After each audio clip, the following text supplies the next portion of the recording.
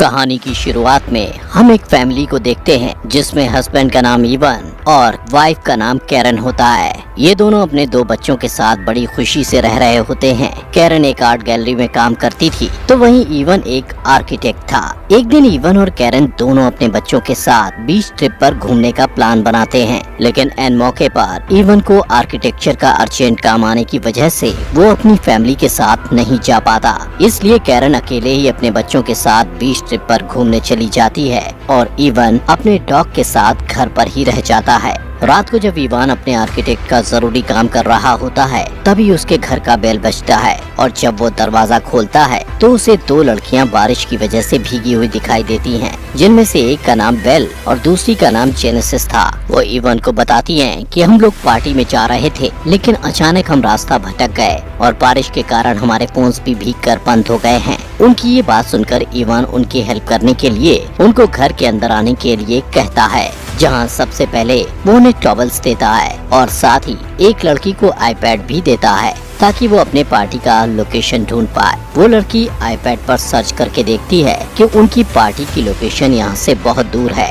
इसलिए इवान उन दोनों के लिए एक कैब बुक करता है जो 45 मिनट में यहाँ पहुँचने वाली थी। अब क्योंकि वो दोनों लड़कियाँ बारिश में काफी ज्यादा भीग चुकी थी, इसलिए वो इवान के घर का बाथरूम यूज करके फ्रेश होकर इवान के पास जाती हैं, जहां इवान उनके लिए कॉफी बना रहा था। इसके बाद इवान इनके साथ बैठकर बातें करने लगता है। इवान पूछता है कि तुम लोग क्या काम करते हो, जिस पर वो बताती हैं कि वो एयर होस्टेसेस हैं और अपने यात्रियों का बहुत ध्यान रखती हैं। इसके बाद वो इवान के पास जाकर अपनी एयर होस्टेस का काम दिखाने लगती हैं कि वो कैसे अपने एयर होस्टेस का काम करती हैं, लेकिन ऐसा करते हुए वो इवान को सेड्यूस करती हैं, जिससे इवान को थोड़ा अच्छा फील नहीं होता। इसलिए वो वहाँ से उठकर दूसरी कुर्सी पर जाकर बैठ जाता है। तभी इवान अपने मोबाइल पर चेक करता है, जिससे उसे पता चलता है कि कैब के यहाँ आने में अभी भी 20 मिनट बाकी है।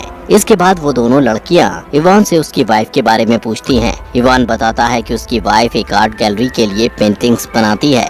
वो उन्हें अपनी वाइफ की पेंटिंग्स भी दिखाता है। ऐसे ही बातें करते करते वो दोनों इवान के बहुत ज्यादा करीब चली जाती हैं। इवान उनको इग्नोर करने की बार बार कोशिश करता है। इवान एक बार अपना मोबाइल चेक करता है। वो देखता है कि कैब के आने में अब सिर्फ 5 मिनट रह गए हैं, जिससे वो थोड़ा रिलैक्स फील करता है, क्योंकि उसे उन लड़कियों का बिहेवियर थोड़ा ठीक नहीं लग रहा था। वहीं कैब के आने से सिर्फ 2 मिनट पहले ही बेला और जेनेसिस इवान के वहाँ न होने का फायदा उठाकर बाथरूम में चली जाती हैं। तभी इवान जल्दी से उनके कपड़े सुखाकर बाथरूम के पास जाकर उन्हें कहता है कि तुम्हारे कपड़े सूख चुके हैं और बाहर तुम लोगों की कैब भी आ गई है। लेकिन अंदर वो दोनों मजे से नहा रही होती हैं और इवान की बातों को इग्नोर कर रही होती हैं। इवान के बार बार कहने पर भी जब वो बाहर नहीं आती तो इवान अपनी आंखों पर हाथ रखकर उन्हें कपड़े देने के लिए बाथरूम के अंदर चला जाता है। लेकिन अंदर जाकर वो देखता है कि वो दोनों लड़कियां न्यूड होकर नहा रही होती हैं। तभी वो दोनों इवान को कहती हैं कि इवान तुम भी हमें ज्वाइन करो। इतना कहकर वो इवान से चिपकने लग जाती हैं, लेकिन इवान ऐसा नहीं करना चाहता था क्योंकि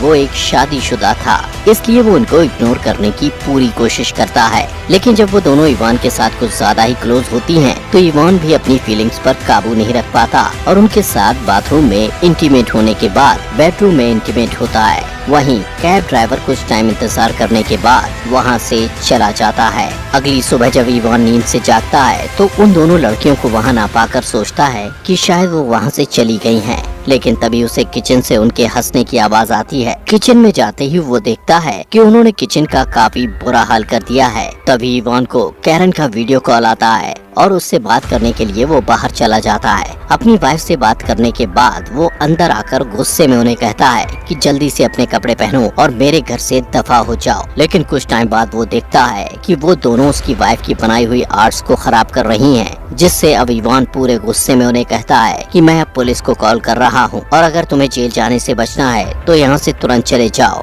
ये सुनकर बेल और जेनेसिस हंसने लगती हैं। वो कहती हैं कि हम दोनों अंडर एज हैं और तुम कल रात हमारे साथ इंटीमेट हो चुके हो, जो कि कानूनन जुर्म है, इसलिए अगर तुम पुलिस को बुलाओगे तो पुलिस उल्टा तुम्हें ही पकड़कर जेल में डालेगी। ये सुनकर इवान सोचता है कि कल रात उसने कितनी बड़ी गलती कर दी है। तभी दरवाजे पर कोई बेल बजाता है। दरवाजा खोलने पर इवान को कैरन की दोस्त विवियन नजर आती है, जो वहाँ इवान से ये पूछने आई थी कि कहीं उसे किसी चीज की जरूरत तो नहीं। वही इवान उसे देखकर काफी ज्यादा डर जाता है कि कहीं वो घर पर बेल और जेनेसिस को ना देख ले। उनकी बातचीत के दौरान जेनेसिस अचानक से बाहर आकर इवान के साथ चिपकने लगती है। ये देखकर विवियन को लगता है कि इवान का उस लड़की के साथ अफेयर चल रहा है, जिससे वो गुस्से में गालियाँ देकर वहाँ से चली जाती है। इवान को उन दोनों पर बहुत ज्यादा गुस्सा आता है और इसलिए अब वो सच में पुलिस को कॉल करने लगता है। ये देखकर बेल और जेनेसिस डर जाती हैं और तुरंत वहाँ से जाने के लिए मान जाती हैं। जिसके बाद इवान उन दोनों को अपनी कार में बैठाकर वहाँ से ले जाता है और कुछ दूर जाकर उनको एक घर के सामने ले जाकर छोड़ देता है।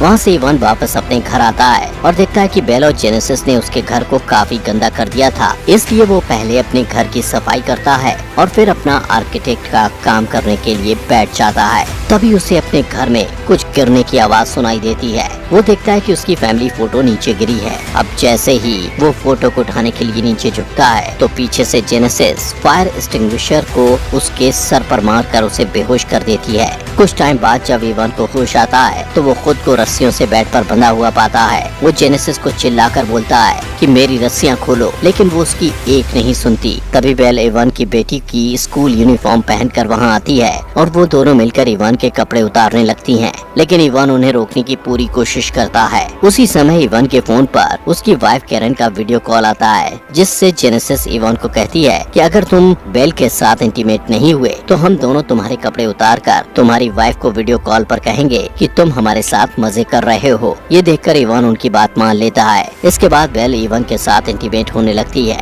वहीं जेनेसिस उन दोनों की रिकॉर्डिंग करने लग जाती है। थोड़ी देर बाद जब जेनेसिस कुछ खाने के लिए बाहर की तरफ जाती है तो इवान बेल के साथ इंटीमेट होते टाइम अपनी पूरी ताकत लगाकर अपने हाथ से रस्सियां खोल लेता है और बेल को धक्का देकर नीचे गिरा देता है। इसके बाद वो जेनेसिस के पास जाता है जो कुछ खा रही थी। जेनेसिस उसके इंजर्ड शोल्डर पर जोर से अटैक करके उसे फिर से बेहोश कर देती है। कुछ देर बाद इवान को होश आता है और वो खुद को एक चेयर से बंधा पाता है, जहाँ जेनेसिस और बेल उसके साथ एक क्विज गेम खेलने लगते हैं। कुछ समय बाद कैरन के साथ काम करने वाला एक वर्कर जिसका नाम लुइस था, वो कैरन की बनाई हुई मूर्ति को लेने उसके घर आता है। ये देखकर जेनेसिस और बेल इवान को एक रूम में छुपा देती हैं। इसके बाद जेनेसिस दरवाजा खोलती है और ये दोनों लुइस को बताती हैं कि हम दोनों इवान के कजिन्स हैं और घर में एक चोर घुस गया था, इसलिए इवान उसे पकड़ने के लिए उसके पीछे गया है। तभी लुइस की नजर कैरन की आर्ट पर पड़ती है, जिसका इन दोनों ने बुरा हाल कर दिया था। ये देखकर लुइस को इन पर शक होता है।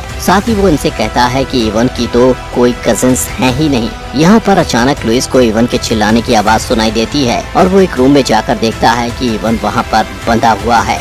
वो तुरंत इवान की रस्सियों को खोलने लग जाता है। वहीं बाहर ये दोनों कैरन की आर्ट को तोड़ने लगती हैं, जो कि बहुत महंगी थी, इसलिए लुइस उनके पास जाकर उन्हें ऐसा करने से रोकता है, लेकिन तभी उसे अस्थमा का अटैक आ जाता है। वहीं लुइस का इनहेलर भी जेनेसिस के पास था। वो उनसे अपना इनहेलर लेने की कोशिश करता है और इसी बीच उसका पैर लड़खड़ाने की वजह से उसका सर जोर से कैरन की आर्ट से टकरा जाता है, जिससे उसके सर से ब्लड निकलने लगता है और कुछ सेकंड बाद उसकी मौत हो जाती है।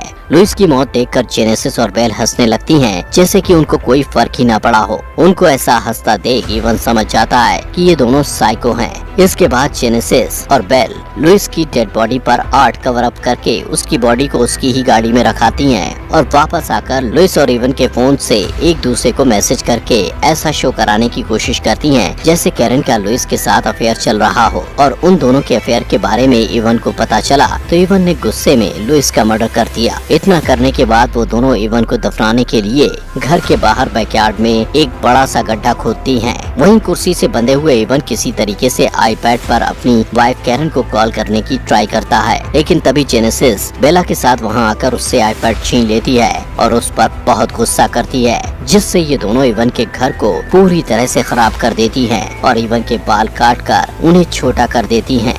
उसी रूम में जेनेसिस को इवान की छुपाई हुई एक गन मिलती है, जिससे वो बेल को इवान के हाथ पैर खोलने के लिए कहती है। जेनेसिस इवान को कहती है कि अब हम दोनों तुम्हारे साथ हाइड एंड सीक खेलेंगे और अगर तुम पकड़े गए तो तुम्हें शूट करके मार दिया जाएगा। इवान तुरंत घर में छिपने लगता है। वहीं जेनेसिस और बेल उसे ढूंढने लगते हैं। तभी इवान घर से भागने के लिए बाहर की तरफ जाने लगता है, लेकिन जेनेसिस उसके पास जाकर उसे ढूंढ लेती है। तभी इवन जोर जोर से चिल्लाकर मदद मांगने की कोशिश करता है, लेकिन जेनेसिस उसे गन पॉइंट पर चुप करवा देती है। यहाँ से सीन शिफ्ट होता है और हम मॉर्निंग में देखते हैं कि ये दोनों इवन को उस गड्ढे के पास ले जाकर उसे वहाँ दफना देते हैं, लेकिन ये इवन के सर को जमीन के बाहर रखते हैं। ये इवन को बताती हैं कि हम तुम्हें मारना नहीं चाहते थे, हम तो सिर्फ अपने मजे के लिए तुम्हारा इस्तेमाल कर रहे थे और हमें तुम्हें टॉर्चर करने में बहुत मजा आ रहा है। इसके बाद बेल इवन को उसके फोन पर वही वीडियो दिखाती है जिसमें वो इवन की बेटी की स्कूल यूनिफॉर्म पहनकर उसके साथ इंटीमेट हो रही थी और ये वीडियो जेनेसिस ने रिकॉर्ड किया था। अब इस वीडियो को बेल इवन के फेसबुक प्रोफाइल में अपलोड करके उस पर लिखती है कि हैप्पी फादर्स डे, ताकि सबको लगे कि ये वीडियो खुद इवन ने अपलोड की है। वो दोनों इवन को कहती हैं कि अब हमें एक नया शिकार करने जाना है और वहाँ से चली जाती हैं। वहीं इवन काफी मुश्किल से अपना हाथ बाहर निकालकर उस वीडियो को डिलीट करने की कोशिश करता है, लेकिन गलती से उसे डिलीट की जगह लाइक प्रेस हो जाता है। कुछ घंटों बाद जब कैरन अपने बच्चों के साथ घर आती है तो घर को तहस नहस हुआ देखकर उसको कुछ भी समझ नहीं आता। वो सोचती है कि उसके जाने के बाद इवन ने अपने दोस्तों के साथ खूब पार्टी की और इसी के साथ ये मूवी यहीं पर खत्म हो जाती है। मूवी के एंड में हमें इवन को नहीं दिखाया जाता।